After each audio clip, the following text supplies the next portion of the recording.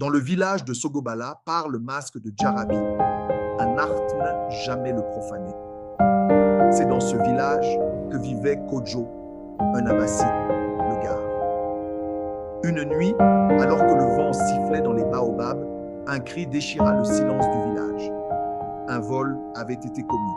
Le masque de Djarabi avait disparu. La panique s'empara des anciens et tous les soupçons se tournèrent vers Abassi. Seul le gardien du masque pouvait approcher le sanctuaire.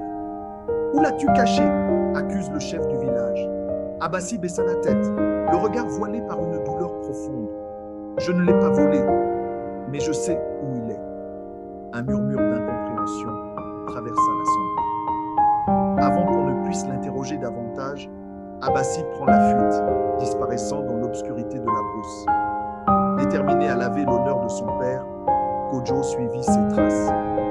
Il marcha jusqu'à la forêt des esprits, un lieu interdit où, disait-on, les âmes des ancêtres murmuraient aux vivants.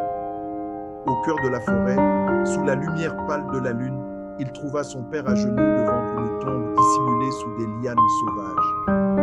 Le masque sacré reposait dessus. « Mère » murmura Kodjo en découvrant l'inscription gravée sur la pierre. Le cœur battant, il comprit alors la vérité. Le masque avait été caché ici pour la protéger.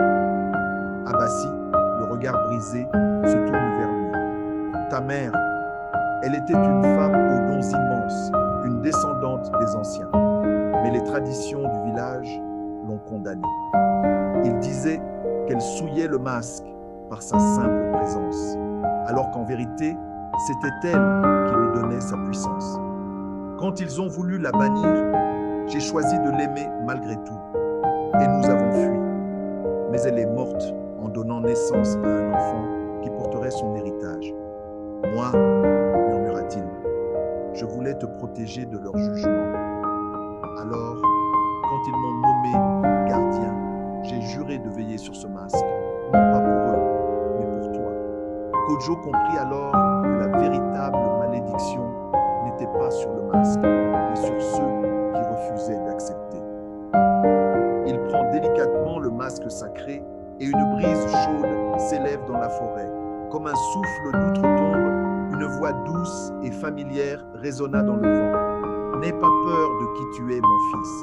Le vrai pouvoir réside dans l'amour et le courage. Voici la vérité que mon père a cachée pour me protéger.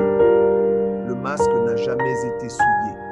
Ce sont vos cœurs qui l'étaient. » Le chef du village, troublé, baissa les yeux. Les anciens murmurèrent entre eux. Un silence lourd s'installe. Puis, une vie. Il est temps de réparer nos erreurs. Dès ce jour, Kodjo est devenu le premier sculpteur sacré du village, réconcilié moral. La vraie force ne réside pas dans l'obéissance aveugle aux traditions, mais dans le courage d'affronter la vérité et d'aimer malgré la peur.